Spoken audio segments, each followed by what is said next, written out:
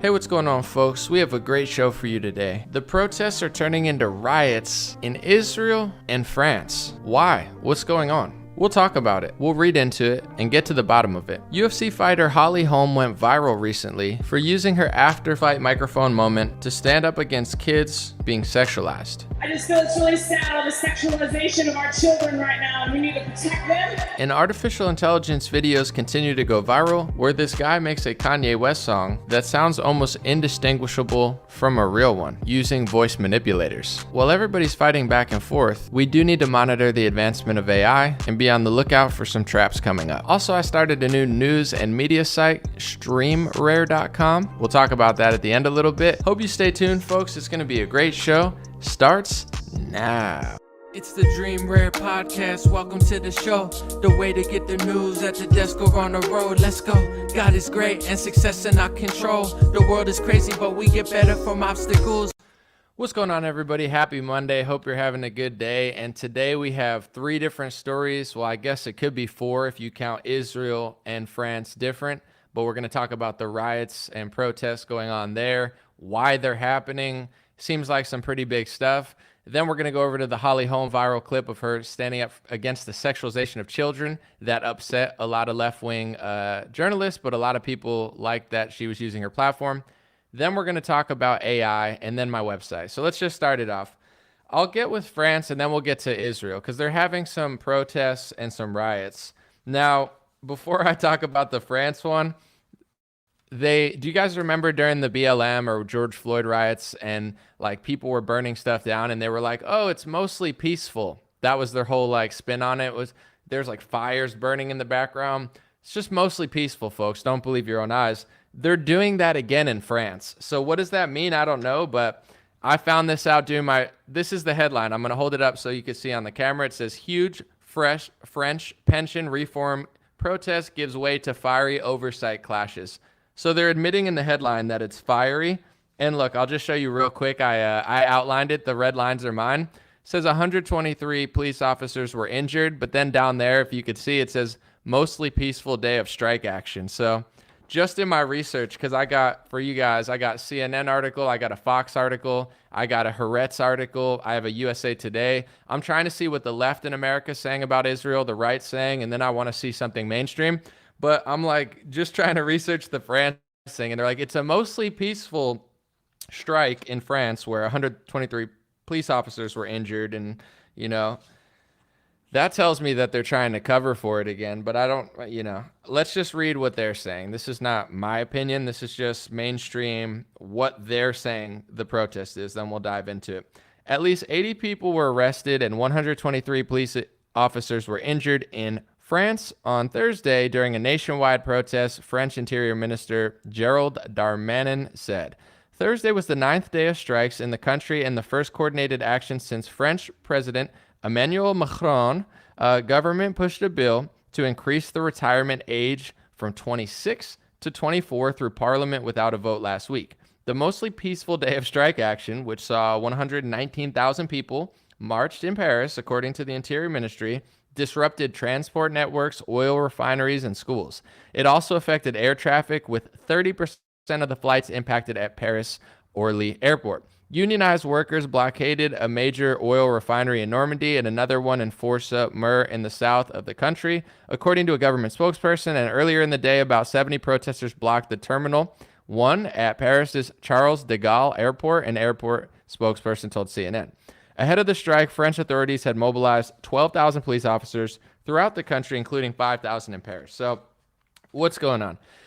Apparently, they're saying that Macron and the government is trying to raise the retirement age from 62 to 64. People have to work longer. Maybe they get less money from the government at that point. And people are ticked off.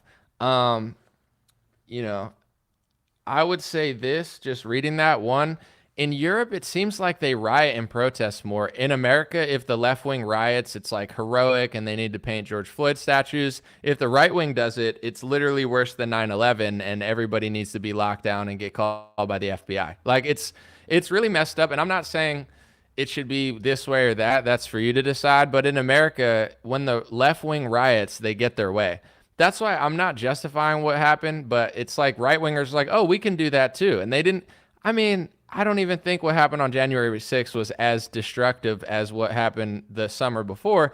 But like, there's not equality in America. In France and, Israel, it seems like the people can protest and riot and the government gives in. So maybe right wingers in America are like, oh, maybe we can do that. And it's like, oh, wait, no, we can't do that. Never mind.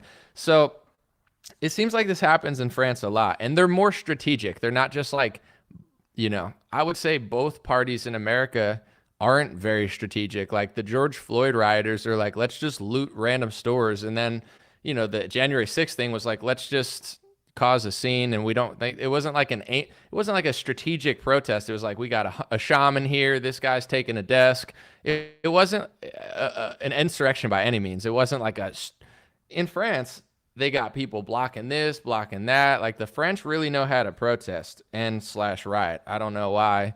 Maybe you could tell me if you're from France. Maybe that's baked into their culture there. They're just always protesting. But from what I heard, here's the two perspectives. I don't know exactly what's going on in France, but the media and everybody's saying it's because they raised the retirement age and, I guess you could blame inflation or the government doesn't have the money. Some people are saying that the media won't report that it's because they've taken in so many refugees. And, now that they have so many refugees in Paris and all over France, instead of being able to pay the elderly people, their money is being split up. And now they're just trying to basically make the French people pay for it. And that's ticking off the French. My best guess, I haven't fully been there and got to immerse myself in it to give you an 100% definite answer what's going on. So let me know in the comments if you knew more than me. And I'll say this. I could see this being a protest that brings the left and the right together in France because they all want to get paid by the government. Left wingers, right? They want government money always, so they're going to freak out. Oh no, the government's not giving us money, so they're probably in the streets. The right wingers don't want to lose their money. They care about economics. Like, dang, why are we, and I bet the left and the right are coming together. That's just my guess. This is not a fact. It's my guess. It's like, I bet these protests are huge because the left wants the government money. The right feels maybe like the refugees are taking it. Maybe the banks are scamming them just like they are here. They printed too much during COVID. Now they can't afford this. And then, instead of taking away from corporations or some other agenda, they're taking it away from the retirement. So that's my thoughts of what's going on. We'll see what happens. But there's economic turmoil in France just like there is all over the world. I bet it has something to do with the COVID lockdowns and all of the money printing that probably happened and economic blunder. And also, if you bring in a bunch of refugees, how is that not going to weigh in on the social welfare system? I'm guessing that that's taking a toll on the system there. That's my guess. Let me know if you have a better guess or a better take. On Israel, I have a lot more to share. I have a Fox News article to give you the American right-wing perspective. I have a Haaretz article to give you like a Jewish media perspective. And then I also have USA Today to give you whatever USA pretends. So I want to see what's going on because in Israel, Benjamin Netanyahu, Republicans love that guy. I mean, like Jordan Peterson interviews him. Ben Shapiro hangs out with him. The right wing in America loves Benjamin Netanyahu, or however you say his name in Israeli.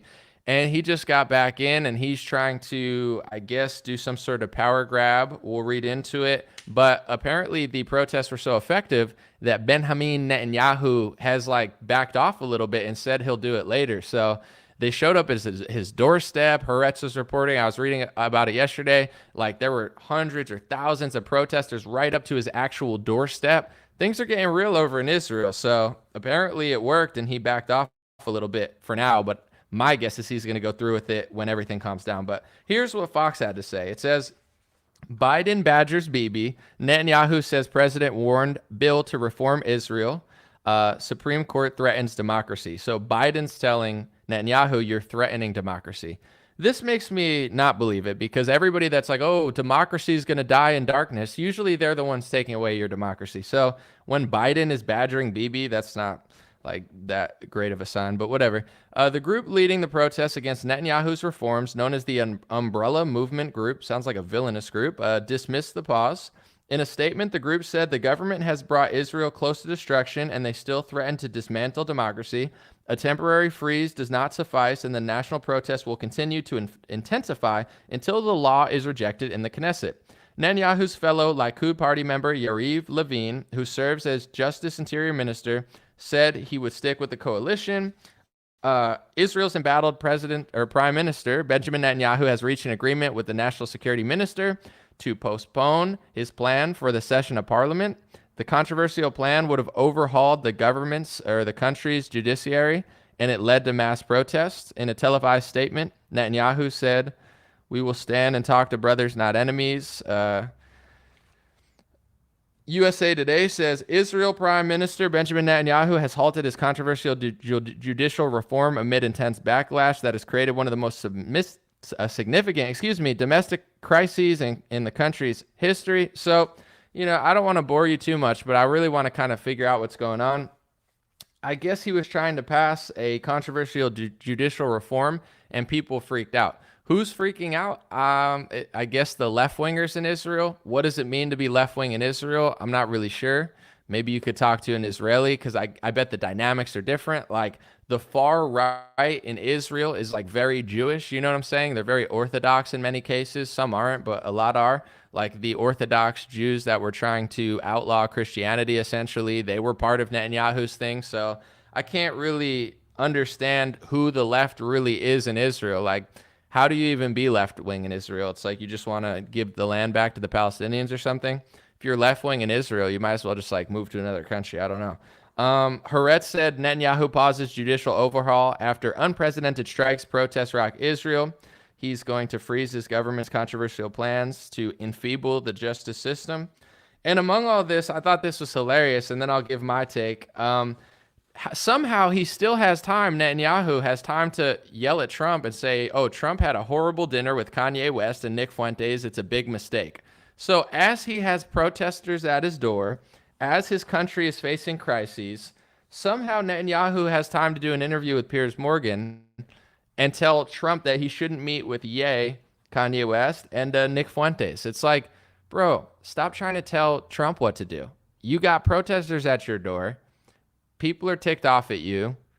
Your country's, facing a massive social, chaotic protest turning into riots, and you're still going to cry anti-Semitism to Donald Trump? Like, come on, bro. As Ye would say, with the Yoo-hoo bottle, come on, bro. You got 99 problems, and Trump's meeting with Ye is not one. Focus on your own country. My gosh, he never stops. It seems like Netanyahu is super, I don't know if this is politically correct to say, but whatever. He's super Jewish and he's super right-wing. So it seems like his Likud party are the super hardcore Jews who really are about Zionism. It looks like they love Israel. They want to protect it. I would guess they're probably going to expand more than the left-wing party in Israel.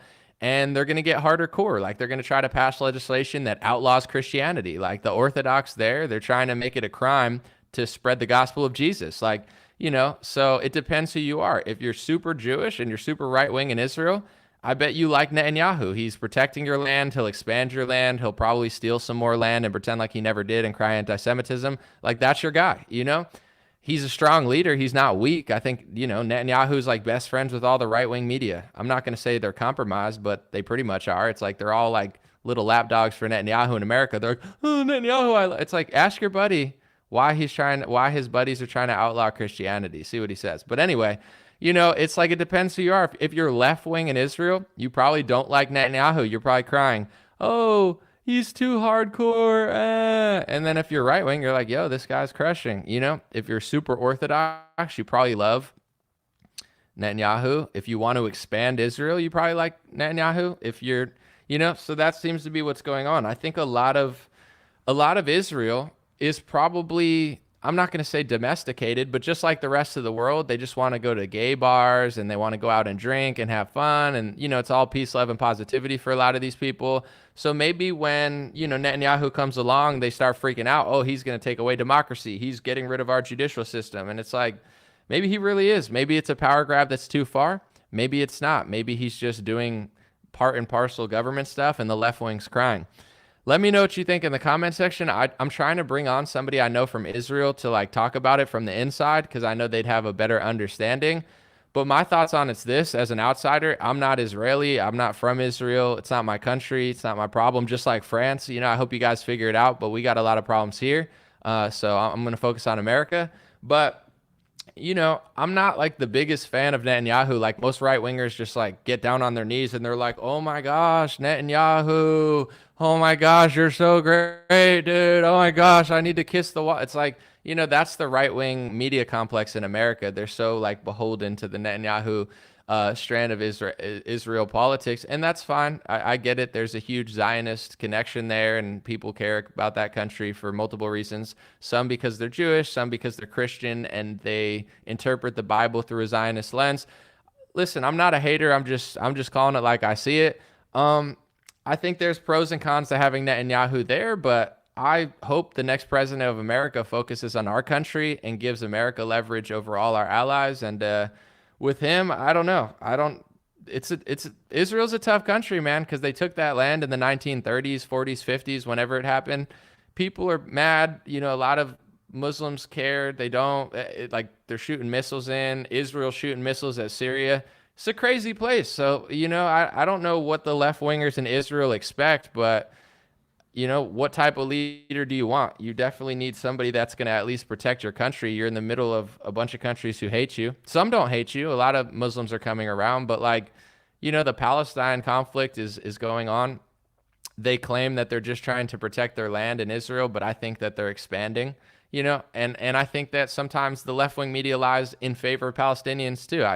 I see it both ways. I think both sides exaggerate and lie, but I don't, from what I've researched with Israel, I don't think they're just trying to sit there. I think they're trying to expand, and they feel threatened from all around. So Netanyahu's the type of leader that's going to attack more. He's not a defensive leader. He's not going to sit around. I could see him expanding Israel. I could see him cracking down and putting like way more Jewish laws in order that please the Orthodox, that don't please the liberal Jews, So he's like a right-wing, more Orthodox leader. If you're in Israel, some like it, some don't, but the left wing is upset clearly, and enough people are upset where he's pausing. Let me know what you think. Hopefully they figure it out, and it is what it is. Like, it's not my country, so I don't vote there. I don't decide who leads it. And it's, for the most part, I'm more concerned about my politicians. But someone said Netanyahu's never started a war. He's a very laid back leader. I wouldn't call him laid back. He's a strong leader. He's not weak. I don't think he's laid back. I don't think he's like aggressive and angry. Like he's a chill speaker, but to say I don't see Netanyahu as like, oh, I'm just going to sit here and do nothing. He's a very, very strong leader for Jews in Israel. And he's, in my opinion, way more hardcore than a lot of the other ones. Some like that, some don't, but I don't know that I would call him laid back per se. I would call him strong, a strong leader for the people there. But if you're like Palestinian in the Gaza Strip, you're going to have a different angle on it. Someone said any U.S. leader who holds alliance to Israel isn't loyal.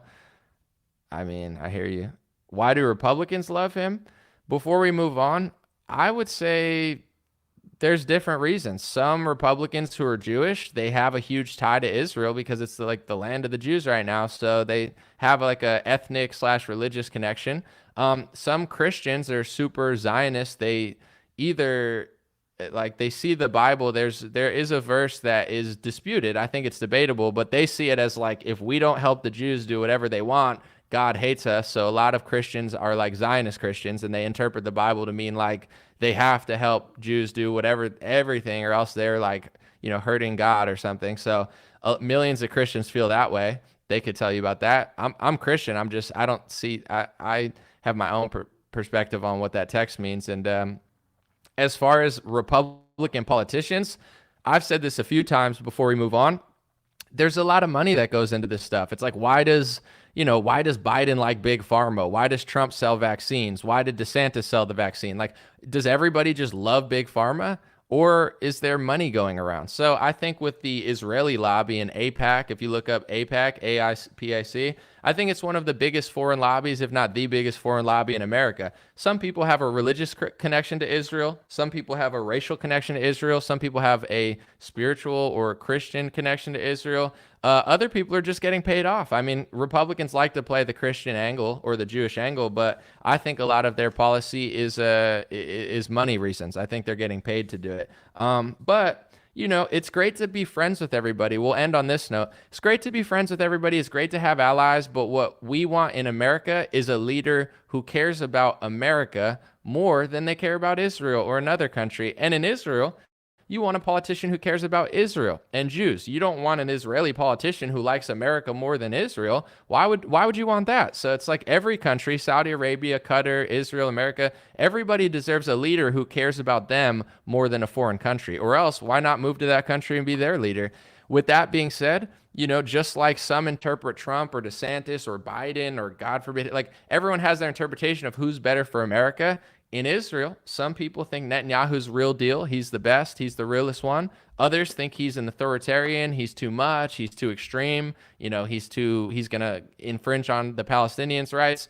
It just depends how you see the world. I'm not Israeli. I'm not Jewish. It's funny when people say I'm so hateful. I'm really not. It's like if someone's like, yo, I live here and I love them. It's like, that's what's up. You know, you shouldn't want the same things as me from a leader because you should want somebody to, you know, lead your country, not lead another country. So that's what it is. I'm really interested to see where all of this goes, but I think Netanyahu faces a lot of backlash. Like there's a lot of people that don't like him and don't like where he's going. And, you know, just like a lot of countries, Israel, they have the internet. They like to chill. You know, in my view, you should never hate the people of any country, whether it's Palestine, Israel, Saudi Arabia. Most people are chill. And most people just want to live in peace. So I think, you know, Israelis just have a difficult road because it's just a crazy place to be from. And there's a lot of conflict. So it's like a catch-22. You want a leader that's like chill and doesn't do anything, but it's like you're also probably not going to exist for very long because like, you know, you kind of took that land recently and people are pissed off. So, you know, I don't know what the solution is over there, but you know, I'll let them decide it. That's my take so far. I'll try to get somebody on from Israel that could really speak on it, and maybe somebody from France. Second story I want to talk about real quick is UFC fighter Holly Holm. She spoke up for children after a dominant win. I'm excited. This is the first time I get to source my own news. This is from streamrare.com. That's my new news website. I'll talk about it at the end. But I wrote her quote because I don't want to get copyright stricken from the UFC. After she won, she got on the mic in the octagon, and Holly Holm said, "Something that's been on my heart, and I feel like I have the platform to say it. I need to say it. I just feel it's really sad, all the sexualization of our children right now, and we need to protect them, whatever that may be. Let's protect the children. Please do anything we can to help." And people went wild afterwards. Right-wingers loved it. Left-wingers were crying. Here's what she said in a post-fight press conference about why she said that, and then I'll tell you how the media reacted, because it's pretty odd. Used your post-fight speech to use a platform, I believe, to sort of speak out against the sexualization of children. I'm curious if you wanted to use your platform again now to sort of go into further detail. You know, there's a lot of things. I don't ever want to be, I'm not like a real political person. I don't like to put that stuff on any of my social media or because I think there's just, but there's also just right and wrong, and I feel like everybody should be on the same side on that. I don't feel like that has anything to do with left side, right side, or anything like that. I feel like everybody should be wanting to protect our children, and there's stuff that is, there's a lot of child trafficking, and I mean that's like the extreme part, but there's a lot of levels to it. You just see it almost being more accepted, and I think that's really sad. So I just feel like we should all do what we can. I know it's like a lot of people don't even know what to do, but if I can at least have a voice on it, then that's something I can speak out on it. And it's just to get everybody together to protect children. It's childhood really affects people in their long-term life too. I mean, I have friends that are adults, and their biggest thing that kind of is this shadow, kind of that dark space in them is being sexualized when they were young. And I just feel like it's almost getting accepted. Real quick before I weigh in on that, someone came in the comments and was like, "Oh, anomaly, talk about the Balfour Declaration. Look it up, dude." I know what the Balfour Declaration is. It's when Lord Balfour gave the land to the Rothschilds, the Israel land to the Rothschilds. We've talked about it here. You're not blowing anyone's mind, and I don't know why I could have mentioned that during the Israel story, but it's not like I'm hiding it. I just didn't seem super relevant to the story now, but you're not like blowing my mind. Congrats. You know, you got what you wanted. But anyway, Holly Holmes seemed really passionate about that. You saw how chill she was. She was just like, I'm not trying to be political. I'm not trying to be like left or right. I just think when you sexualize a kid at a young age, it could damage them later in life. Here's what's some psychotic irrelevant. I mean, this is probably going to be the most shine that this loser has gotten in 10 years because I looked up his YouTube page. It's like the dude is super irrelevant. Like he hasn't done something in like years. Such a loser. But he responds to that video, that one I just played, and he said, "Everybody wants trafficking to stop. This is nonsensical and absurd. I also want kids to not be worried about being murdered at school." Interesting he said that yesterday, by the way. "I care that people have free lunch and don't go hungry. Better teachers too. This country doesn't care about its children. It's obvious." His name is Ryan McKinnell. Then somebody said, "The effed up part is that you know what she's referring to, and it's not any of the real problems that need to be addressed. It's Q bullshit." And he said 100% really sad to see. I like Holly too. So a left-wing MMA journalist is trying to write it off as Q bullshit, like, oh, that's just QAnon stuff. Did you hear what she said? She said nothing about QAnon. She didn't like dive down the Alice in Wonderland rabbit hole. She literally just said, when children are sexual, she didn't even say the trans kid stuff, but it's like they're guilty by association, so the left-wingers already know what she's talking about. But like, when you sexualize a kid, it's true. Like, what was wrong with what she said? What's wrong with these people? Is that not okay to say now? We're not allowed to say that. You want to sexualize kids so much, you're not allowed to use your platform and say, hey, let's not sexualize the kids, because when you sexualize kids, it could scar you for life, which is 1,000% true. That's all she said. And these idiots have a problem with it. I don't like to overuse the word groomer and pedophile, because when you call everybody a groomer and everybody a pedophile, it's like calling everybody a racist. You know what I'm saying? Like, you want to use it for the right people, because then no one's going to listen to you. That's my only thing. I try to be accurate. I'm not against those words, obviously, but when you overuse them, then nobody respects them anymore. I'm not going to say anything about this journalist, obviously, but it feels to me like he's protecting people like that. I don't know who he is, and I'm not going to pretend to, and I'm not going to falsely accuse. I never would. But it seems like you're protecting people who are groomers and pedophiles when someone simply says, I'm not trying to be political. I'm not trying to be left or right. Human trafficking does exist, and we got to stop sexualizing the kids, because if you over-sexualize kids, it scars them for life. And when you say that, like, when that's all you say, which is so true, which is so real, which is even deeper than just trans kid stuff, pornography, I think, scars people at a young age. I think, kids have way too quick of access to pornography, and it could scar you for life too. That's over-sexualizing kids too. I'll bring out an olive branch and say there's multiple angles to it. With that being said, you're not even allowed to say that, and these idiot, loser, left-wing MMA journalists come out and be like, oh, that's just QBS. You're covering for groomers and pedophiles. I'm not going to call you one, because that's probably not true, and it's not smart to lie or like overreact or libel someone. I never would. But when we can't even have a conversation about these things in the most simple way, she didn't say any sexuality. She didn't even say gay or straight. She just said, I don't even like to get political. I just have to say, we got to stop sexualizing the kids. It can cause trauma. That's 1,000% true, and it happens in 20 different ways. But they hear that, oh, it's just QAnon. Oh, what a bad person. I used to like her, now I don't. What's wrong with you? It's so evil. It's so insane. I can't believe that you can't even say what she just said without being called QAnon. That just shows you the false left-right paradigm and the fact that left-wing media loves to find a scapegoat, point to that, and then brainwash people. She didn't say anything.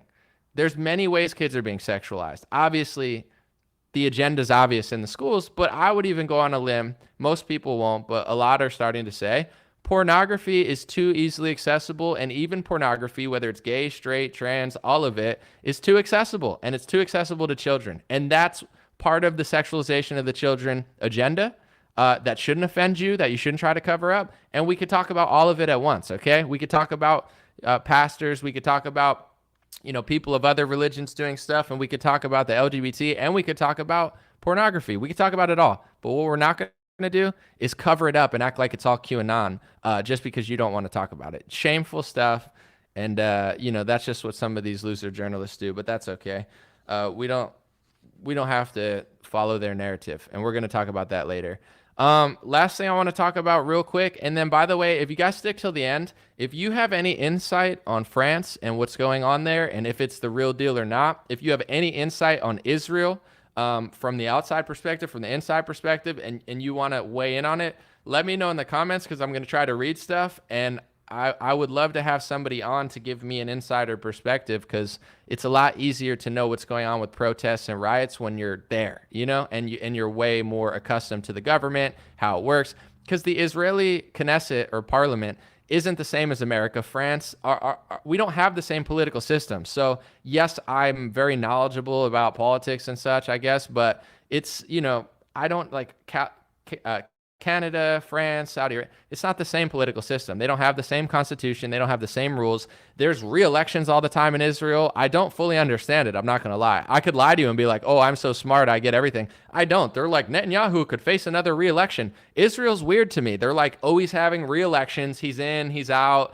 There's a it's like, dude, get over yourself. What are you going to have, 50 elections in 1 year? It's like, pick somebody and move on. I don't get how the Israel system works. So if you could tell me, I'd love to get some like expert analysis. All right, this is going to be creepy. I'm just going to play this clip. It's very short, and this is how good AI is getting, folks. Look at this. Watch it. I got a fantasy that's beautiful, that's dark and twisted. I got a fantasy that's beautiful, that's dark and twisted. I'm not going to play the whole clip because I don't want to get copyright stricken, but he does a whole song like that. He just says it monotone. He's like, I got a fantasy that's beautiful and dark and twisted, blah, blah, blah, blah, blah, blah. And he's like rapping. And then the AI turns it into Ye, formerly known as Kanye West. It turns his voice into it. And the whole song sounds indistinguishable from a Ye song. I got a fantasy that's beautiful, that's dark and twisted. I got a fantasy that's beautiful, that's dark and twisted. It's really, really crazy. So now, if you're even semi-decent at music, AI, and this guy said, his name is Linus Ekenstam. He's an AI guy. He was the guy in the video who did the fake Kanye song. He said, this is the worst AI will ever be. The music industry is completely going to turn upside down. Every artist will have their own custom trained model, and Spotify will own this space. Why? So he's making the point, this is the worst AI is ever going to be. Like, it's only going to get better. And they already have the technology to basically make a song that's indistinguishable from the actual artist. And it's all artificial intelligence. It's doing subtitles. It's doing that. They have Chat GPT, which can do legal work. It can help mental health. Like, it's pretty nuts. There's going to be a lot of great things that come from this, and then there's going to be a lot of weird stuff that come from this. And, I've come to the conclusion, and I've listened to criticism, compliments. One thing that some people say, and I get why I do it, but I do want to do it less, because sometimes I don't listen to myself that much because I'm so busy, but like sometimes I'll try to listen back to improve myself, and I'm like, yeah, that was annoying. I'll start like making it like defending myself against annoying stuff too much, because there's like so much annoying stuff in politics between Trump and DeSantis. Oh, you're damn bad. And like, you know what? Artificial intelligence is growing. I'm not fighting with these people for 2 years, 3 years. I'm going to do what I do, try to be great at it, cover the stories I love. I don't want to like get caught in this goofy loop fighting with these people forever. And sometimes it's cringy. I'm just like defending myself. And it's like, against like 1 or 2 people that are crying about my stuff. It's like, bro, go fight with someone else. Okay. I want to talk about artificial intelligence. I want to break stories. I want to change culture. I want to monitor this AI like takeover that's going on. I don't want to talk about which Donald Trump, he's better because DeSantis works with Karl Rove. It's like, bro, Google Trump 2020 campaign Karl Rove. Business Insider reported that Trump also, his people, Jared Kushner and Brad Parscale, according to that report, also was getting advice from Karl Rove. It's like everything that people accuse of DeSantis, 9 out of 10 things Trump also did. I'm not trying to fight about it forever. Let's talk about artificial intelligence, not go on a goofy loop of which vaccine salesman you're going to pick or which, lobbied politician is your favorite. Who cares, bro? They got fake yay songs coming out here that we're not even going to know the difference. They got AI pictures of Trump getting arrested, Fauci getting arrested.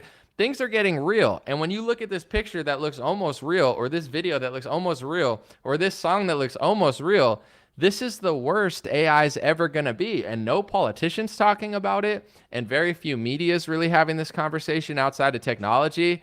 They want you to fight over Trump and DeSantis. They want you to fight over Trump and Biden. If you don't say the 3 words, the Federal Reserve, when you're talking about this stuff, trust me, they don't care. They don't care if you pick Trump. They don't care if you pick Biden. They don't care if you pick DeSantis. The Federal Reserve. You want to know how that works? That's it. That's where the money comes from. That's where the money prints. And 4 years of a Republican did nothing. So, it's like, yeah, I'm going to vote. I have a preference. I think that person's better at foreign policy. But, let's not get caught in a goofy loop. And I'm not going to spend too much time defending myself against people that just want to talk about the same 3 things. But in general, what do you think about that AI stuff? It's pretty crazy.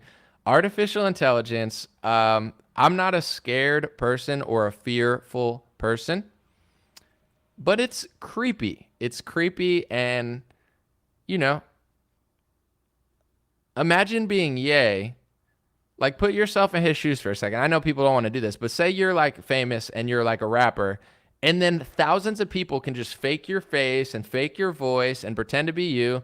It's really creepy. I mean, it could happen to all of us, but like, I'm already creeped out. You know what I'm saying? What if there's like a fake anomaly that just pops up and they're using my voice and rapping like me? It's creepy, guys. This is all very creepy. And if we were adults, Biden, Trump, DeSantis, like, meatball, he's a meatball, oh my gosh, Trump called him a meatball. I'm going to call him a meatball too. Oh, the anomaly, are you working for the meatball? I don't want to talk about meatballs. I'm part Italian. I eat meatballs. No Zelensky. I'm just saying the food. But anyway, I don't want to talk meatball. We're going to talk about meatballs. AI can literally just like copy you, and thousands of people could pretend to be you, and this is the worst it's ever going to be. I want Biden, meatball DeSantis, and an orange man, good bad Trump to sit down and be like, where are we going with this country? We have to set rules and laws, just like with everything.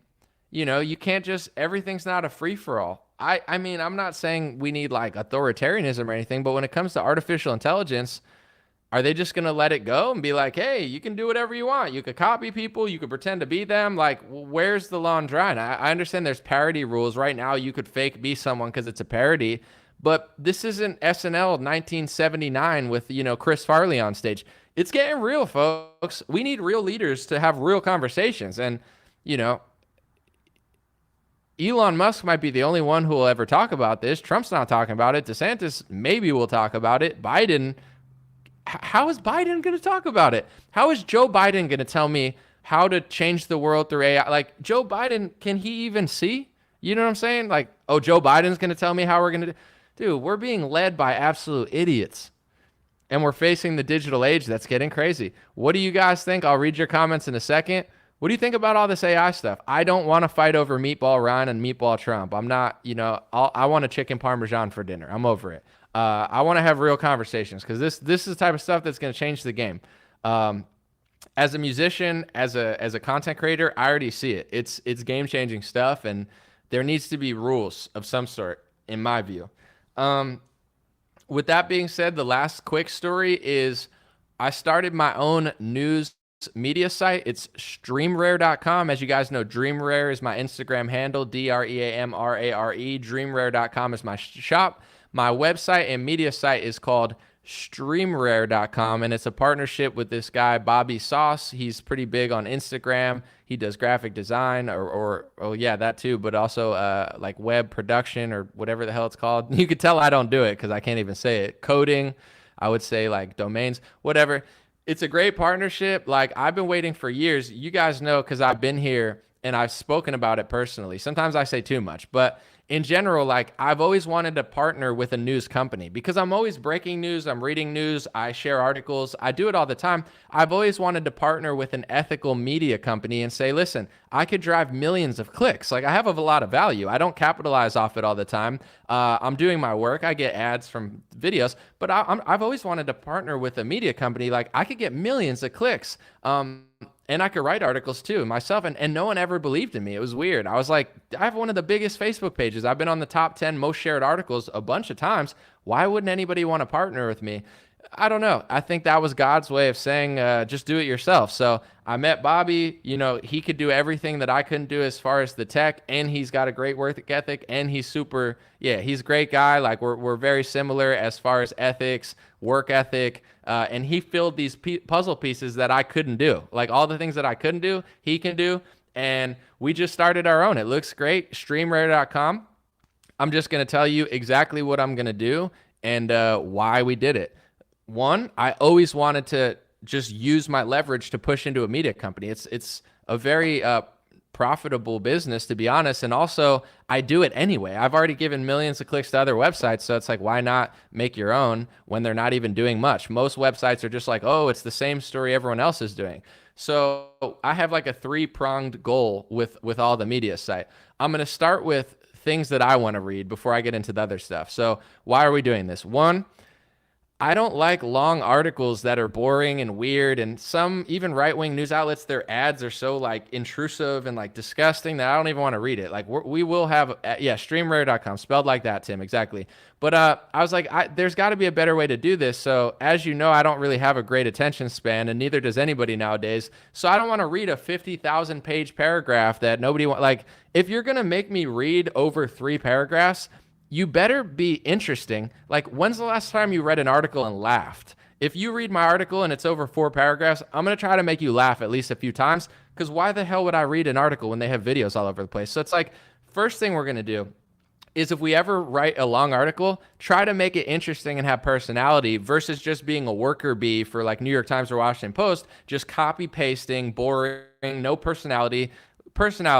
Secondly, shorter stuff. Like everybody wants to get to the point. Just give me what's there. I don't want a 20-page runaround. So when clips go viral that I believe should be a news story, now instead of waiting for someone to cover it, I can create the news story. I can create an entire story out of a great clip. So if any of my peers does something great, if any of my friends does something great, if something's notable that I'm like, that should be a story, I could make it a story. So I'm going to focus mostly on, I'm not going to cover that much negative stuff. I'm sure I will at some point, but I'm hoping to have mostly positive stuff. I want to put a spotlight on things that I love and people that I like and artists that I like and musicians that I like and people doing cool stuff and athletes being brave.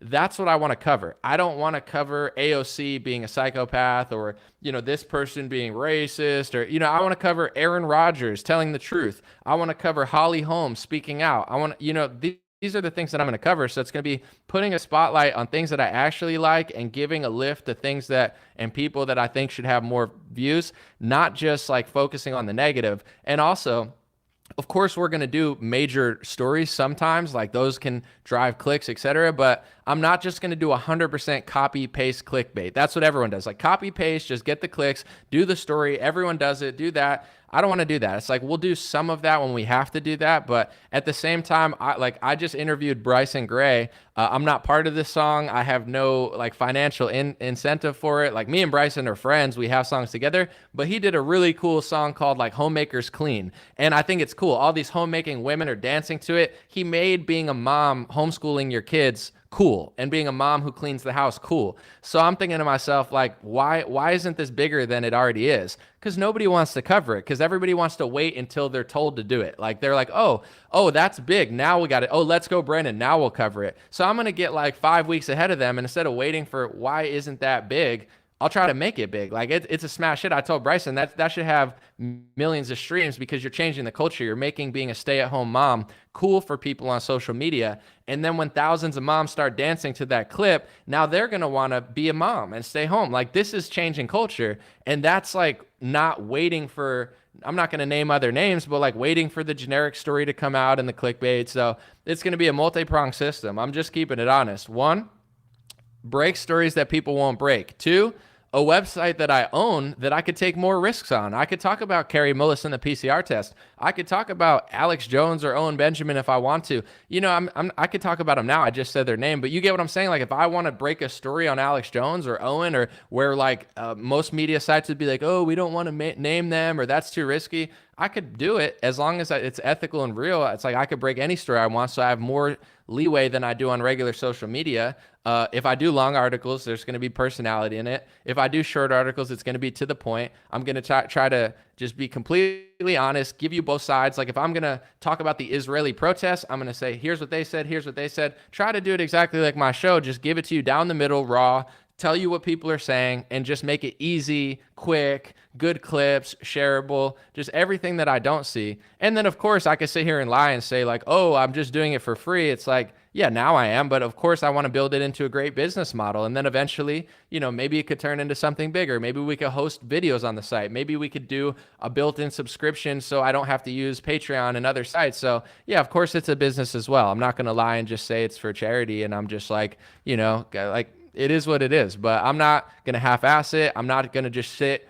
and follow the left-wing narrative. You know, that's what a lot of people do. And I'm not blaming them. I do reactions as well. But we got to do like, say you do like 80% reactions, do 80% reactions, 20% starting your own narrative. Nowadays, everything's like 100% reactions, 100% copy paste, 100% what did they say, 100% go do that article that they did. Like what about being creative and unique and breaking a story, getting out ahead of something, being the first one to do something that no one else wanted to do? We're going to focus on that. It's not going to be 100% of the articles, but I can promise you it's not going to be 0. And I'm super pumped about it. And I've been waiting for years. I've been talking to other people, companies I like. Listen, let me write articles. Let me do this. Let me share articles. I'll share just your articles. Cause to be honest, it doesn't even matter. All the news outlets do the same thing. So it's like whether I share this person say it or this person say it or this person say it, does it matter? Does it matter which news site I share it from? When these 20 news sites, you could close your eyes and you wouldn't even be able to tell which one they are because they all sound the same because they're just copy and pasting the same stories. Like I always wanted to just pick a news site and be like, hey, you're my team. I'm working with you. No one wanted to work with me. No one understood my value. Now I'm building my own site. It's going to be better. It's going to be smoother. It's going to be higher quality. We're going to try to be more ethical. And, you know, I'm going to drive millions of clicks just like I always said I would. And instead of giving someone else that money and resources when no one believes in me, I'm doing it for myself and my partner who obviously believes in me and brings a lot of value to the equation as well. So that's what it is. I'm super excited about it. And streamrare.com, check it out. It just launched. I have a article explaining some of the stuff I just explained, and yeah, we're gonna get it really cranking and hopefully build it into something bigger. But for now, it's easy, it's fun, and it's working. Let's see. I'm gonna Battle Elf said partner with a rainbow flag. It's like I want to block you, Battle Elf, but I don't want to because that was actually funny. It's not my gay partner, but that is actually funny. If you could make funny jokes and make fun of me, I'll let you stay. If you get annoying and cringe, then I'm gonna block you. But that was funny. I'm gonna keep you around for now. Let's see. Someone says 4 paragraphs sounds like a good idea because people have short attention span. 4 paragraphs is going to be long. We're going to do 2 paragraphs, a video clip. If you want, go look at my Holly Holm article. That's how I'm going to try to write it. Paragraph, direct quote. Here's what she said. Here's the video clip. Here's she just won a fight. You know, people like it. Some people don't. Like I'm gonna keep it. I have that type. I've been in the media since 2016. I've been doing internet my whole life. I've worked in social media. Like when I needed a job outside of college, when I went to LA, I worked in social media because that was my way of making money.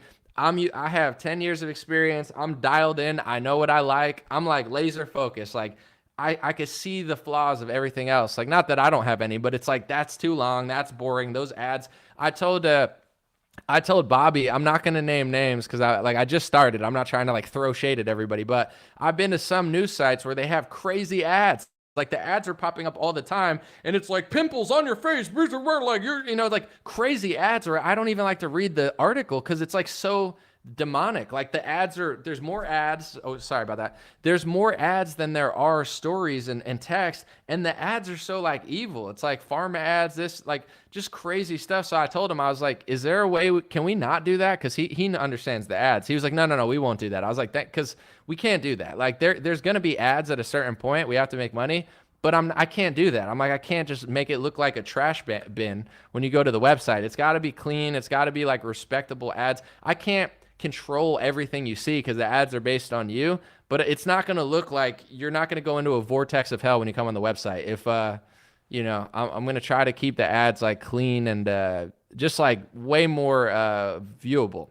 Like I said, I can't control everything because the ads are based on you, but it's not going to look like one of those sloppy websites. Because some of those, I was like, I don't care how much money we make, we can't look like that. Let's see. Someone said focused like J Space Lasers. Hey, you know, now's not the time. We gotta pray for our allies. That's disrespectful. You need to go on a Marjorie Taylor Greene apology tour. Please don't make that joke on my live stream. You're gonna get everyone in trouble. Someone said plagiarism is a big effing deal. Has anyone else had their notebook stolen? When someone steals your intellectual property, it's a high crime. Yes. What are you referring to, though?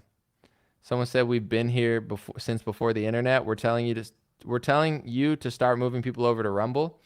I use Rumble, but they have bad technology for live streaming so far. I mean, I'm not trying to knock them, but as a streamer, you have to get a new code every time to stream to Rumble. It's not convenient. When they get a code so I could put it in one time and stream there every day, I'll stream to Rumble. But until then, my videos go on Rumble like like 6-7 hours later. But yeah, that's what it is. I have BitChute too.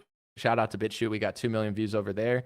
A lot of people watch on BitChute too. We actually have like 3,000 to like 8,000 views on BitChute. We're growing on Rumble. We're growing on Spotify and Apple. Pretty exciting. You know, when Facebook and YouTube get weird, the other sites grow. So there's a lot of competition.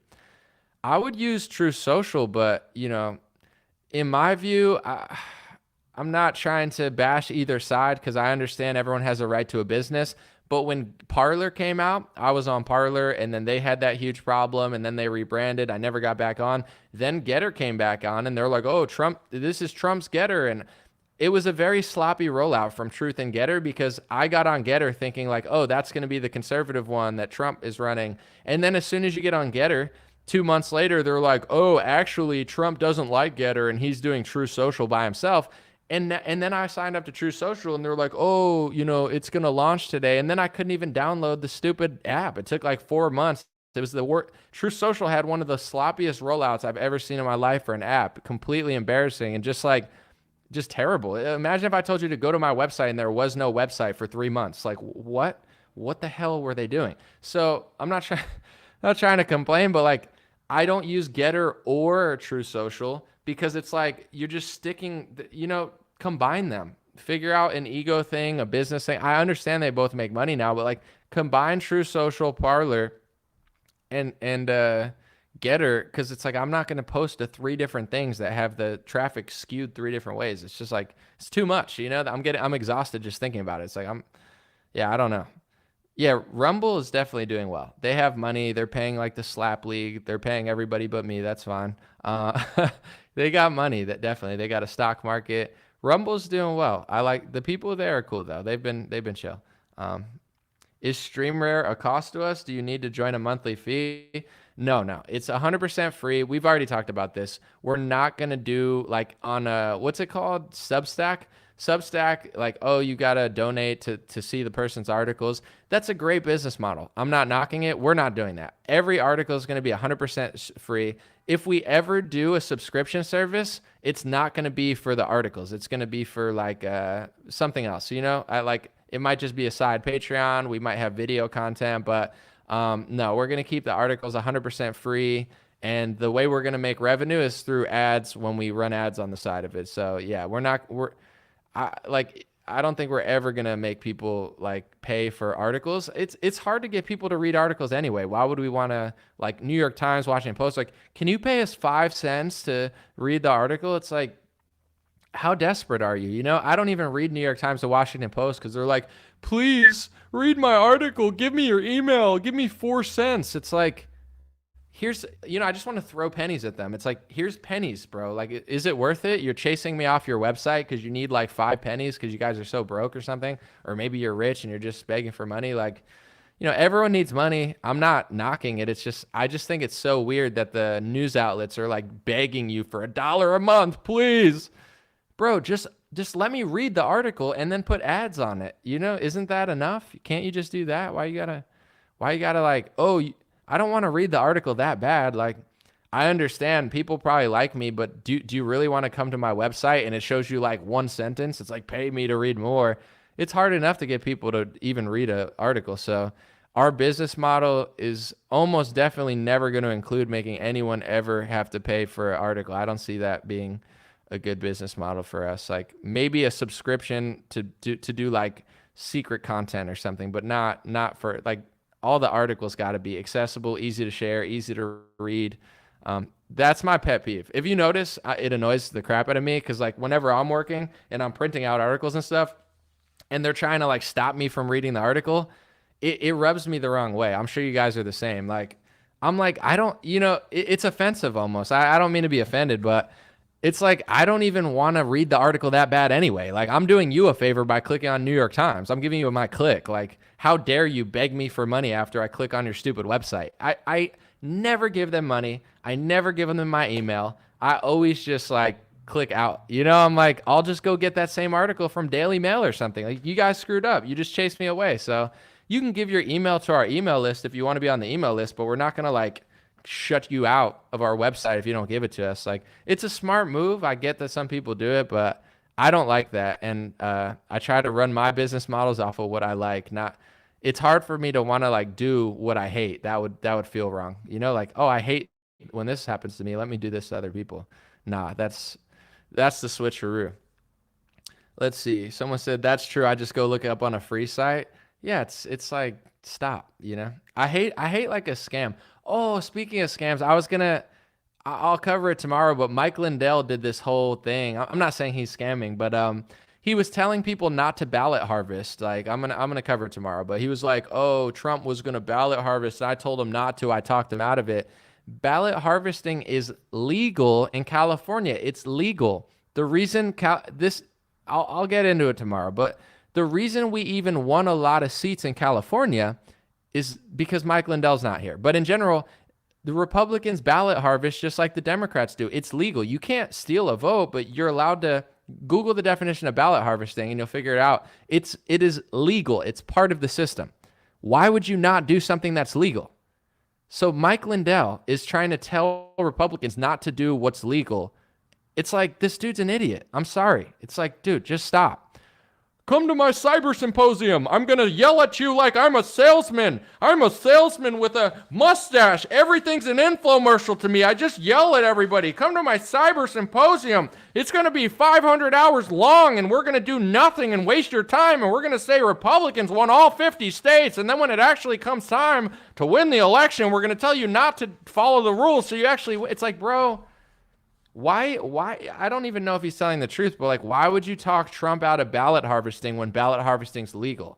That's a way to actually win the election so you guys don't cry and play the victim all the time. If the rules aren't fair, you got to figure out what's legal and illegal and do it. If people are cheating, figure out how they're cheating. If ballot harvesting's legal, which it is in at least California, probably other states too, then do it. It's part of the system. What they like to do is do cyber symposiums, sell pillows, cry victim, lock the country down and act like they didn't know what happened. It's like it's a giant clown show. I'm tired of the clown show. It's like a bunch of infomercial salesmen, vaccine salesmen, pillow salesmen. It's just so annoying to me. And I'm not trying to be rude, but as a citizen of California, we actually flipped a lot of seats from Democrat to Republican because Republicans vote, they don't listen to Mike Lindell, and the Republican Party ballot harvest because it's legal. It's part of the system. So the Republican Party in California doesn't just sit and do cyber symposiums. They figure out how to actually win. So it's like, dude, if this is the leader of our movement, the pillow salesman telling people not to do what you should do in order to win the election, it's like, I'm so tired of this stuff. oh, but I'm supposed to just love this guy because he makes up fake fantasies about Trump on airplanes and goes viral saying he's 100% sure all the time. It's like, just stop. And then I'm the bad guy. Like, cause it's like, I'm not trying to make, I'd love to be friends with everybody, but it's like, don't tell tens of millions of Republicans to not do what's legal. They absolutely should not listen to Mike, because if they listen to Mike Lindell, we would have lost California. And then he would have been on stage at a cyber symposium crying about something without an actual solution to it. I'm sure he does a lot of great stuff, but it's like, why would he try to talk Trump out of ballot harvesting when it's legal? He claims that Trump is listening to him, and I wouldn't be shocked. But I also don't trust anything Mike Lindell says, so I also wouldn't be shocked. He might be telling the truth. He might have really talked Trump out of it, or he might just be full of crap. He's like, people are like, oh, I can't believe Mike Lindell said that. Dude, you ever see the video of him being like, Patriots, I'm 100% sure that Trump's going to be back in the White House. I just met with him, Patriots. I just met with him. He's going to be in the White House for sure. I'm 100% sure. And like, he was not 100% sure. But yeah, it's like, come on, dude. And I'm the bad guy. Oh, be nice. He's a patriot. He's a Christian. 66 promo, whatever. Nice guy. Yells at me like he's always trying to sell me some, pyramid scheme off a television network. Trying to make us lose elections out here. And this is what I try to say too, and I don't want to spend too much time because I'm already kind of over my time limit, but we can't play the victim. Just like Americans and conservatives and whatever you want to say, just like conservatives tell Black America, they always say, don't play the victim. Pull yourself up by your bootstraps. They say that to women. They say, don't play the victim. You know what I'm saying? Don't fall into the feminist trap. We have to follow that same advice ourselves. What if Republicans tell Black people to not play the victim, but they're constantly playing the victim over Donald Trump? You look like hypocrites. That's why no one likes Republicans, because you guys are fake. So yes, they shouldn't play the victim, but neither should you. Trump is not the victim of the 2020 election. If you locked the country down, if you extended the lockdown, and then the election got jammed up from all of the things that your party was in on, you're not the victim. You have to take accountability and figure out how to solve the problem. And if you want to solve the problem, you have to figure out how to make the elections more fair. You can't have the pillow salesman who does fake cyber symposiums running around saying don't do ballot harvesting when ballot harvesting in many states is legal. He's telling you not to win the election. Like, oh, don't do what Democrats are doing when it's legal. Don't do that. I'm telling Trump not to do that. So you want us to lose the elections, but you still cry the victim? It's the big victim party. Oh, we're victims. We're victims. We're innocent victims. Here's a solution. Oh, we don't want the solution. Don't do the solution. We're just going to cry about it. It doesn't make any sense. We're not the victim of the election. We need to fix it. And if we're in on lockdowns and allowing there to be emergencies and declaring emergencies, then you're not a victim of what the emergency entails. You fell for the trap and they trapped you and they got you. Let's learn our lesson, right? Let's learn our lesson from what happened in 2020 and beyond, and then move forward. And I'm just saying, there are Republicans out there that actually fix their voter rolls and fix the registration things and count the votes. Like Florida, the people that everybody hates now, the guy that everyone hates. But it's like, I'd rather someone fix it than just play the victim for 15 years and then tell you not to ballot harvest when it's literally legal in some states. On a more positive note, my favorite part of the Trump rally, I just saw clips, I didn't watch it, was Ted Nugent. Shout out to Ted Nugent. I'm friends with his son. His wife wants me on the show. The Nugent family seems like a great family. Ted was unironically my favorite part of the Trump rally. I saw a clip of him yelling I didn't mean to give my money to some homosexual in Ukraine. I think he was talking about Zelensky and how he wants his money back and he called him a homosexual. That was hilarious. That was definitely the funniest clip I saw all weekend. I watched it 20 times. I was like, that was super funny. Left-wingers were posting it, and they're like, oh my God, I can't believe he said that. I'm like, if you stop being so angry and you just listen to it, you're going to laugh. It's pretty funny, It's just funny. Did you guys see that clip? I don't know if it gets banned on Facebook or Twitter, or YouTube. Probably not Twitter. I enjoyed it quite thoroughly, though. Yeah. Let's see. Someone said, damn Yankees. I don't. Someone said, maybe Mike has a reason behind this seemingly idiotic tactic. He should be able to justify his stance. Everyone could think what they want, but it's like, I have a pretty good judge of character. I'm not saying he's a bad person, but it's like, to me, he's like, he talks like he's always trying to get you into like a pyramid scheme. He's like, I talk like you don't, nobody talks like that. That's not like how, it's like how a politician talks. They're like, oh, I'm Barack Obama. Like they talk like a politician. Mike talks like a salesman. But my point is this, is like, I've seen him say stupid crap all the time, but just nobody calls it out because it's like team red, team blue. I believe, I don't know if it was him or someone else being like, oh, Republicans really won all 50 states. And it's like delusional stuff. Like Republicans didn't win all 50 states. Everybody knows somebody liberal. Their family members are liberal. Their kids are liberal. Their community's liberal. The schools are liberal. The newspapers are liberal. Their work is liberal. Liberals exist. You know, we don't live in a fantasy world where Republicans secretly won all 50. And people believe this crap because they have no like ability to be like, oh, let's fix the problem. That's why the Q thing is so popular.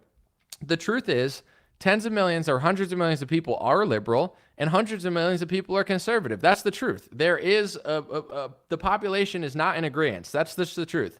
The fake Q Mike fairy tale would be like, oh no, nobody disagrees with us. I mean, we're going to win tomorrow. Trump's going to arrest everybody and we won all 51 states. That's like fantasy fairy tale land. You just tell yourself that instead of coping with the issue and trying to fix it. That's telling yourself, oh, no, we won all 50 states. We won all 51. They cheated everywhere, else we would have won all 51 states. And then ballot harvesting is legal in California. We actually won back a lot of seats in California. California is not completely flipping red, but we did flip a lot of seats in California. And one of the ways we did it, I didn't do it personally. I'm not a politician, but the GOP in California did ballot harvesting because ballot harvesting is legal. So if it's legal in California and you don't do what's legal in your state and you lose, you're not the victim anymore. You're not a victim. So it's like he's telling people, I want to find the clip because I don't want to falsely attribute it to him, but I'm pretty sure I heard him say that we won all the states and DeSantis cheated. It's like, we won all the states, DeSantis cheated, don't ballot harvest in states where it's legal to ballot harvest. He's just constantly giving bad advice. But I feel like, in my view, I'm not trying to be mean, but I feel like he's just drunk off his own power. Like he's a pillow salesman who was like, you know, went from like crackhead to like, you know, $100 million, multi-billion-dollar company. Like he's got a great story. He went from crackhead to like pillow salesman, made a fortune, and now he's like, you know, masquerading as a fake prophet among the Trump movement because he's one of the few businessmen who will stand next to Trump. And, you know, it's like he wipes Trump's butt, Trump wipes his butt, and now he's got this massive like power in Trump's movement. So he just says shit and people believe whatever he says. Oh, I'm 100% sure Trump's going to be back into office. We won all the states. Don't ballot hard. Like, it's like he's drunk off his own power. You know, it's fine. But it's like he's constantly giving bad advice. He's constantly in a place of authority misleading people.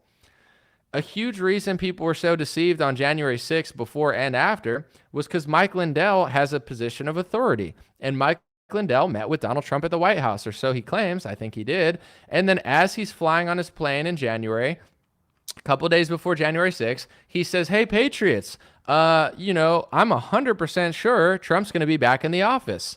And that wasn't true. Why did so many people believe that? Why were so many people so amped up? I mean, many reasons, but people like Mike Lindell have authority. He's not just some random person saying it. He does meet with Donald Trump. He does hang out with Donald Trump. So if he tells you he's 100% sure and you believe him, the liar, then you believe the lie, you know? And people are like, well, Mike Lindell wouldn't lie to me. I mean, he always does, but yeah, maybe this time it'll be different. Like, I'm tired of it. You know, it's fine. It's not the end of the world. I think he means well, probably somewhere behind his ego trip or whatever. But it's like, you know, when you have the power of meeting with the president, you shouldn't lie to the world. You shouldn't get on a plane and say, I'm 100% sure Trump's going to be back in the White House. That's the lie. You know, that's not Christian. That's not godly. You could say, I hope Trump's back in the White House. I think Trump might be able to pull it off. I'm confident he will. But to say you're 100% sure and push a fabricated lie, I mean, this is the type of stuff he does all the time. Don't ballot harvest. It's like, dude, stop, you know, but whatever. Someone said, I've always thought he has a good head on his shoulders. He's a great businessman. He sold a lot of pillows. He's a great infomercial salesman, and he's he's great at capitalizing off of Christians and Trumpers who will like anybody who likes Trump. He's done a great job inserting himself into a powerful position and, telling people whatever they want to hear. So even if he lies 20 times, that they'll be like, oh, he's a great guy. He never lies. Like, it is what it is. But I'm just like, dude, I take it a little personally because it's like I live in California and ballot harvesting's legal. So if he tells a bunch of Trump supporters and conservatives to not ballot harvest when it's legal here and it helped us win the election, it's terrible advice, and he's going to blow California even further for us. So did I get a new camera? Months ago, not recently. Oh, Ted Nugent? Yeah, Ted. I've never met Ted or his wife, but I've met his son, and his son is awesome. He's a friend of mine, but I've never met Ted personally. But I probably will one day.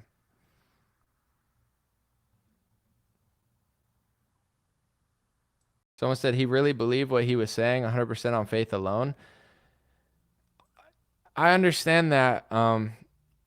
I think this is my point of view because nobody's perfect. Everybody makes mistakes.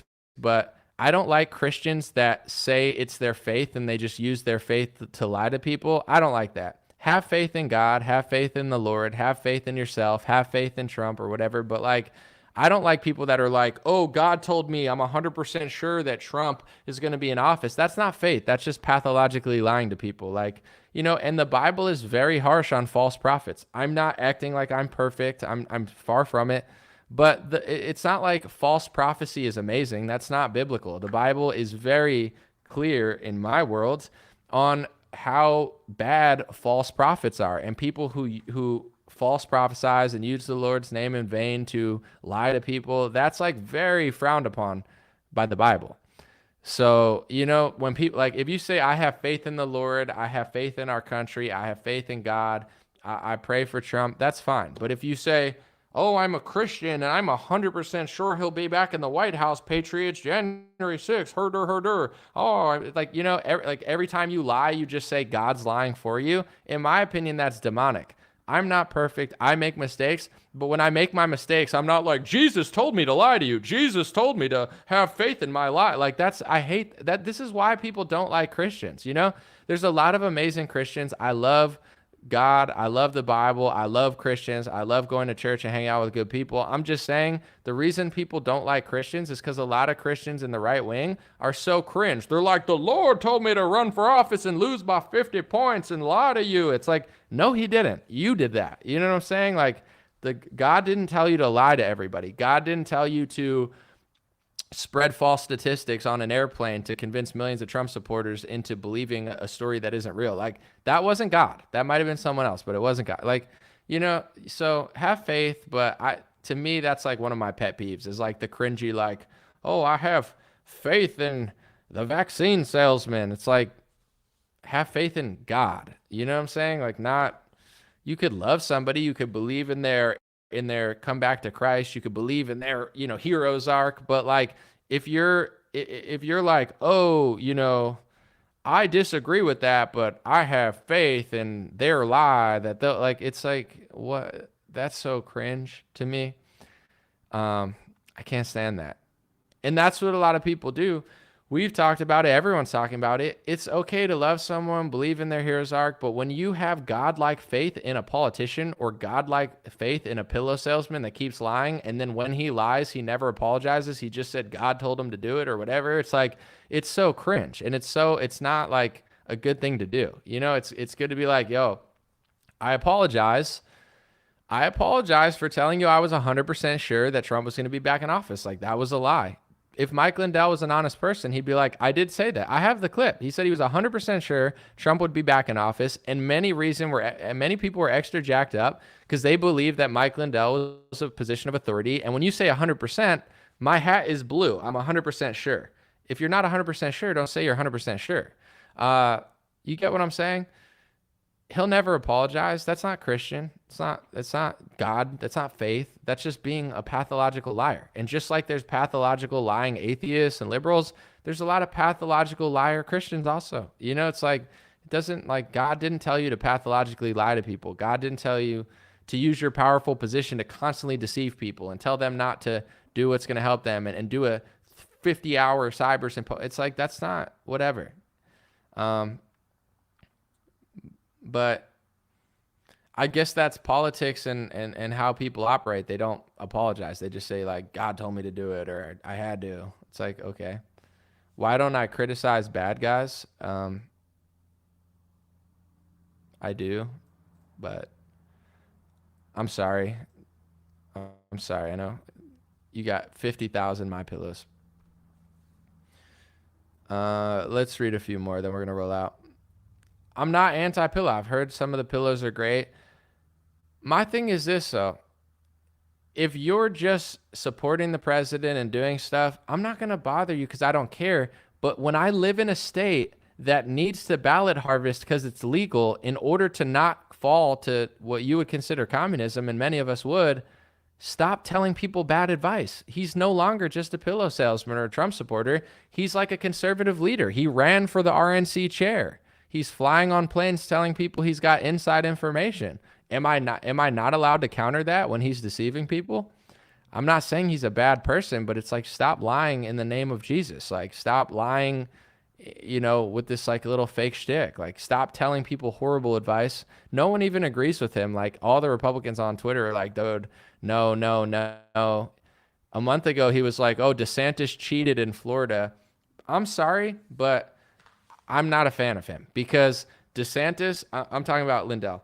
DeSantis, I don't care if you like him or trust him. He cleared out the voter rolls. He did what Republicans pretend they want to do. Oh, well, you want fair elections. Well, if you want fair elections, you can't just cry and fundraise for 4 years like they love to do in the Republican Party. You got to figure out how to make elections more fair. Clear the voter rolls. Clear all the dead people. Use identification. Vote in a couple hours. DeSantis made a few moves to make the election fair, and then Mike Lindell's scummy ass, excuse my language, Mike Lindell comes out and says, oh, DeSantis cheated. Oh, so he's turning against one of the only Republicans who actually made the election fair. And then he's telling California to not win elections. He's basically trying to sabotage our elections. So he goes to Florida and says, oh, he's cheating.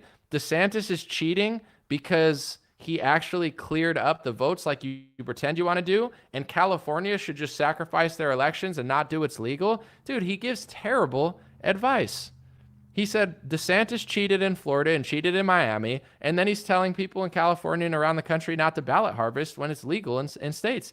He's a clown. He's a mustachio, like, you know, infomercial salesman, just yelling at, like, he sounds like he's always selling some sort of scheme, lying to people all the time, and then just saying Jesus, Jesus, Jesus, so people think it's like a Christian thing. It's like satanic.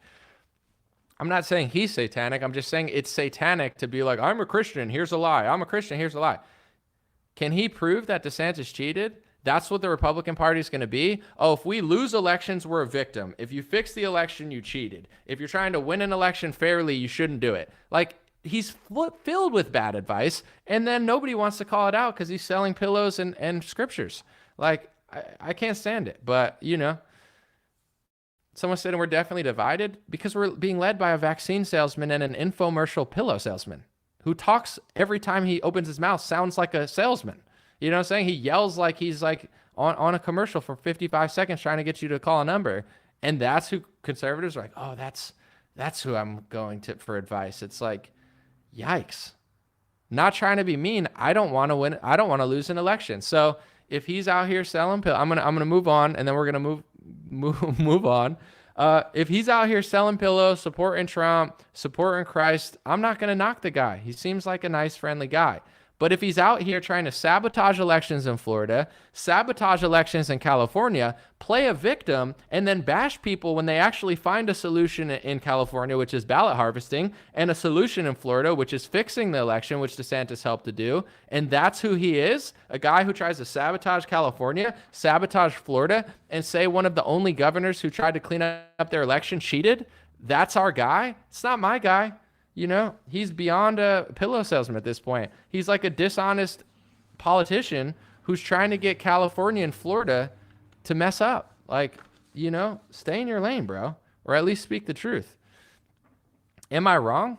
Like, oh, because DeSantis got Miami and cleared up voter rolls. Oh, DeSantis cheated in Miami, says Mike Lindell. You never seen that clip? I have proof that DeSantis cheated. And people were like, oh my God, it's Christian. He says Jesus a lot. Like, oh yeah, when we finally win an election and we finally gain margins and we finally get independence and we finally flipped a city, a Democrat city for the first time in a long time, we finally flipped a city and we get the dead people off the voter rolls and we vote in one day and we have voter ID and we count the votes in 4 hours. Oh yeah, that's cheating.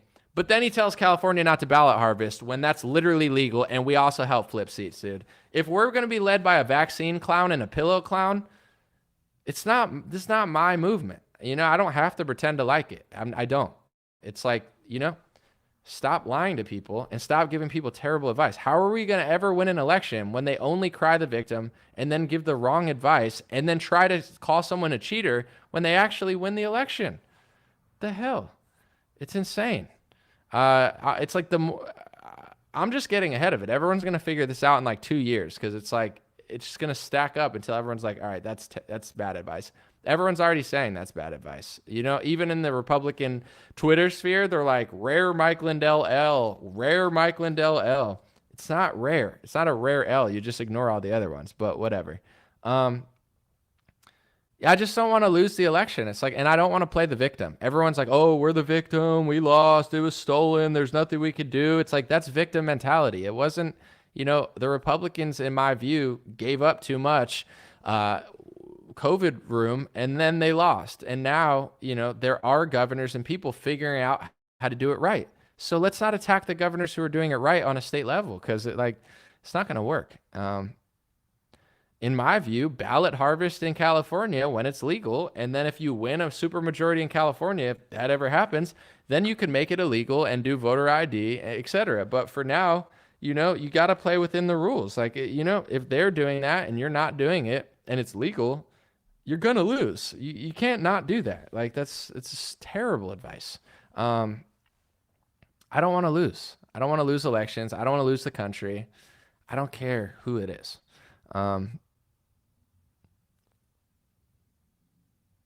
Someone said if people can cheat, they will. It doesn't matter what you're talking about. Well, if you could figure out how they're cheating, though, and try to put an end to it, that's the solution. It's like, you get what I'm saying? Like, if they're cheating this way, then figure out how to take the cheating away. If it's the mass mail-in ballots, if it's the multi-day election, if it's at a certain place or in a certain city, put a watch eye on it. I'm going to say this, and it's going to be very clear, in my view, how much the Republican Party really cares. Because I'm going to talk about Jeffrey Epstein, okay? And then we could talk about elections, because I don't know exactly how to not spy, but like have a watchdog for cheating, etc. Jeffrey Epstein was the highest level pedophile / human trafficker / whatever you want to call him, or whatever his in court was. Whatever you want to say about Jeffrey Epstein, you know who Jeffrey Epstein is, right? He was the highest profile person of whatever he was doing, blackmail, whatever. And he was in probably one of the highest security prisons in the country. I would think he should have been. Republicans knew about that. Whoever was going to get him, or whatever you think happened to Jeffrey Epstein, Republicans were in office. Donald Trump was the president. Why didn't they put an eye on Jeffrey Epstein? Do you think Republicans and Trump and the GOP and Mitch McConnell and Kevin McCarthy and whoever, do you think they were completely powerless to put an extra watchdog on the Epstein, jail cell? The guards were sleeping, the cameras were doing it, Don Jr. tweets a joke, and the story's gone in 2 weeks. I'm not blaming Republicans, but if the problem was somebody's going to get Epstein or whatever you think happened, shouldn't you have extra eyes on the cell? Shouldn't you have an extra process to make sure that doesn't happen? Here's the little secret that no one's going to think about. Republicans actually don't care. They just pretend to care. If they cared, they'd do something about it. You get it? If Republicans really cared about keeping an eye on the Epstein and making sure nobody got him, they would have done it. The reason they didn't do it is not because they didn't think about it. They don't care. It's all fake. If they cared, it's not that hard. You could get 4 security guards on a government salary, dude. It's 0.000000000000001% of the budget. No one cares. They let him. Whatever happened to Epstein, they let it happen. Republicans don't give a crap, or else they could have put 3 extra people in the cell and an extra camera. They don't care. Sorry, not trying to yell, but I kind of did. It's the same thing with the election. If they cared, they could fix parts of it. They don't actually care. If they can't even put an extra eye or 2 or 5 on Epstein, you think they give a crap about elections? And people are going to run circles around Trump and Mike Lindell crying about the election. We can't win. They're cheating. They're cheating. Well, if they're cheating, figure out how to fix it. They're not trying to fix it. Mike Lindell's trying to put a sledgehammer to the system. Oh, let's make it. He's trying to screw up Florida, screw up California. Oh, don't ballot harvest. Oh, he cheated. Oh, it's all a fake show. If they wanted to keep an eye, if they can't even keep an eye on Epstein, they're not trying to fix an election. If they're cheating, how are they cheating? Figure it out. Put an eye there. They're cheating in Atlanta, then Governor Kemp or the GOP can have watchdogs. They're not doing much because they don't actually care that much. And I'm talking about Trump and these type of people. I'm not saying it's easy to solve an election, but I think it's a lot easier to put 5 security guards, Secret Service at Epstein's jail cell. That's easy. They didn't do it because they don't care. If they don't care about Epstein, you think they care about mass mail-in ballots that hard? They don't. And I'm not saying that DeSantis is amazing, because he does have some deep state ties and he does have some establishment ties, just like Trump does, by the way. But in general, what really annoys me about Mike is that DeSantis actually, I go by actions, not words. DeSantis has said some corny stuff. DeSantis has hung out with corny people. Trump has said some corny stuff, and they both said good stuff. I'm not going by words anymore. I'm going by actions. Actions show that DeSantis took the steps to have a more fair election. He did what Mike Lindell claims he's going to do. DeSantis did what Trump claims he's going to do. And when DeSantis does that, clears out voter rolls, makes it more fair, counts quickly, does everything right in Florida, he wins Miami. And is Mike Lindell happy that Republicans found a solution? Oh, no. Mike Lindell's angry. He's angry. He's upset that Republicans found a solution, because now he can't play his little stupid fake game and run conservatives in circles. Mike Lindell's very upset that Ron DeSantis actually solved the problem that Mike Lindell fake claims he's going to solve. So then what does Lindell do? He comes out and makes a video and says, I think DeSantis cheated in Miami. I think he cheated, because Lindell's mad that his little fake circus of doing nothing, that DeSantis actually did actions and fixed it. You get what I'm saying? Republicans, like in my view, a lot of these clowns, they're not actually trying to fix the problem. Either they're too fake and stupid to fix the problem, or dishonest to fix the problem, or blasphemous to fix the problem, or they're just like putting on a clown show. Because I don't care what DeSantis said or what Trump said. I'm looking at actions. DeSantis made the election more fair, and DeSantis won. And nobody's more pissed off than Mike Lindell the clown and Donald Trump the clown. They're the two ones who are so furious that Florida went. They're furious that Miami got turned. He cheated. He's a meatball. Okay, then what's your solution? Oh, we don't have a solution. It's going to be rigged, but go vote for me, but it's going to be rigged. If it's going to be rigged, then fix it. If you can't fix it, put some watchdogs. Figure out the legal limit. And then what does Mike Lindell do? Oh, don't ballot harvest. Don't ballot harvest. I told Trump I changed his mind on ballot harvesting. It's legal, Mike, in California. So the GOP should absolutely not listen to Mike Lindell, and they should ballot harvest, because it's legal and it's fair and it's the correct thing to do to win the election. So California, thank God, doesn't listen to Mike Lindell. So we flipped a few seats. And if we listened to Mike Lindell, we wouldn't have flipped a few seats. So the people that claim they're trying to fix the election are trying to sabotage the election. I don't know if it's on purpose, but they're doing it one way or another. So if Atlanta's going to cheat and Pennsylvania's going to cheat and these places are going to cheat, then figure out a solution. How are they cheating? In what cities? Where? What voting sites? Use all of your legal power, just like Mike doesn't want to do in California. Oh, don't do the legal thing. Don't ballot harvest. It's legal, dummy. Do the legal stuff in Atlanta. Do the legal stuff in Pennsylvania. Go to the legal limit that Democrats are doing and figure out exactly what they're doing and how they're doing it, and either do it if it's legal, and if it's illegal, find it. You get what I'm saying? Find it. Find out what they're doing and solve the mystery. You know what I'm saying? Put some watchdogs there. You're allowed to have election watchers. Go to the high, like use your money that you're, whatever these people are doing, and solve it. If you can't solve it, then shut up about it. But it's a constant political circle, because sometimes if you solve the problem, you're out of business. So they just keep running you in circles. It tells me, though, exactly what they really want to do when the one governor who actually did the best job flipping the election and doing it right, they're the most mad at him and trying to say he cheated. And then a place like California that's like Commie Central, that we're almost completely taken over and we're finally starting to flip back a few seats, he comes out here and says, oh, don't ballot harvest. I told Trump not to ballot harvest. He's trying to sabotage Florida, the most Republican place, and he's trying to sabotage Republicans in California, which the GOP here knows exactly damn well you have to ballot harvest now because it's within the legal rules. And, you know, they're trying to be strategic with how to get people to vote and how to collect the votes and drop them off legally. So he's trying to sabotage our elections. The guy that's going to save the elections is sabotaging the elections. You know, if you listen to his mouth, he says he's trying to fix the elections. If you watch his actions of what he's telling people to do, he's sabotaging them. I hate to be the guy. I don't want to like fight with people. You think I want to like argue with this? Of course not. It's not fun. I don't feel good about it. I don't like talking about other people like that, but it's like, dude, stop trying to sabotage my state's election and stop trying to sabotage Florida's elections. You know, it's just so weird too. So many people that are complaining so hard about DeSantis, they all live in Florida. I'm not knocking it, but it's like, go to another state and complain about him. Like, I don't know, unless it's like, I don't like Gavin Newsom, but I'm not like, oh my gosh, you know, like I don't like it. I don't like a lot of the policies, but I'm not like, oh, I don't know. Let's see. You can't raise money if the problem is fixed. Trump raised $500 million on election fraud. What did he fix with the money? He didn't do anything. Cernovich says that all the time. I don't know because I haven't looked into it, but Mike Cernovich always says Trump raised $500 million for election fraud or something, or the election. Where did the money go?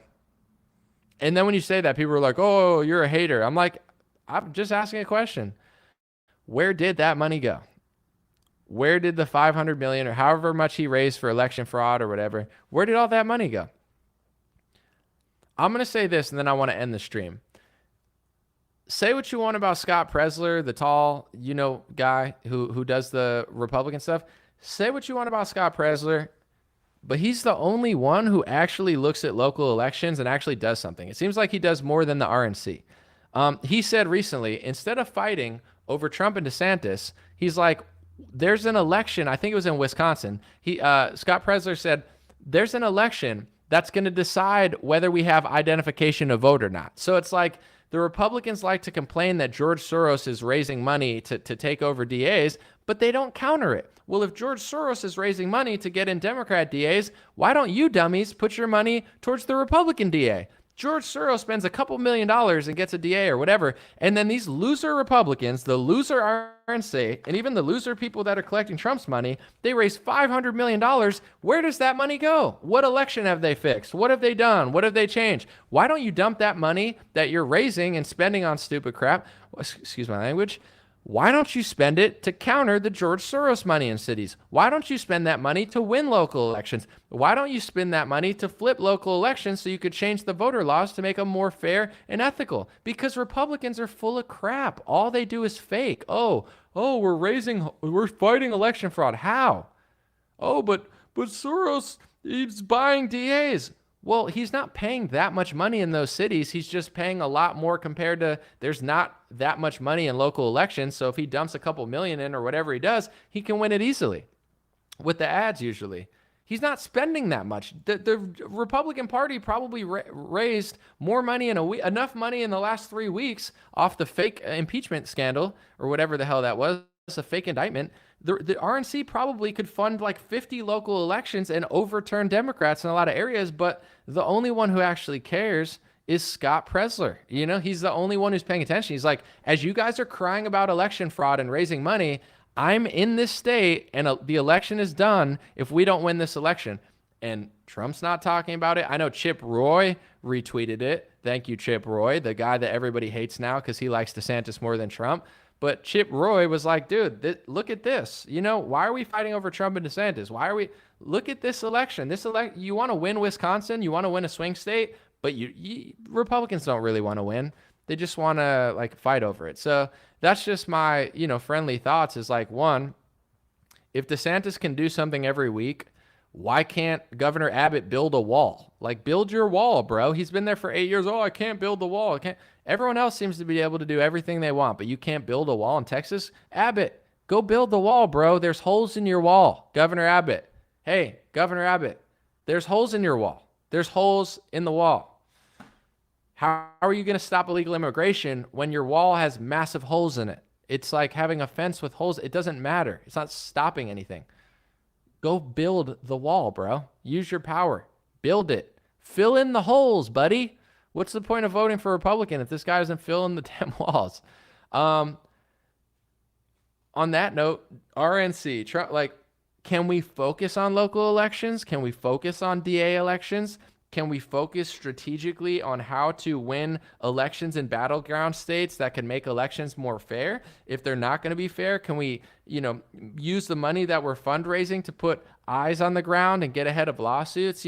Say what you want about Carrie Lake, but she's actually suing. I don't know if she's having success, but I think she's having more success than other people because she's actually focused on, like, do something with the money at least. Don't just run in circles. And yeah, that's really it. It's like, if we're going to complain about other people buying out DAs, why aren't we countering it? That's the theme of today's show, at least at the end of it, is like, focus on solutions, try to figure it out. If the election is going to be sneaky, we have to figure out how and fix it like they did in Florida. And if ballot harvesting is legal in California, then it's not unethical to do it. It doesn't make sense not to do it if it's legal. Why? We have bad leadership, folks. But noticing this stuff and calling it out, everybody does it, by the way. I'm not pessimistic about it. Like, oh, it's not people get it. Most people get it.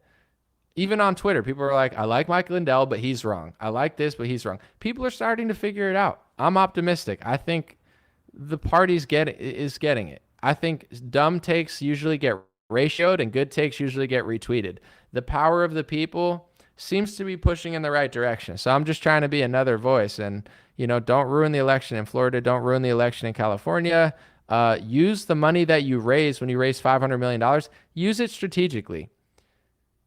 Talk to Scott Presler. I know a lot of people will be like, Scott's this, Scott's that. Bro, Scott is more dialed in than Ronna McDaniel is. He actually looks at local elections like, yo, you say you want this stuff.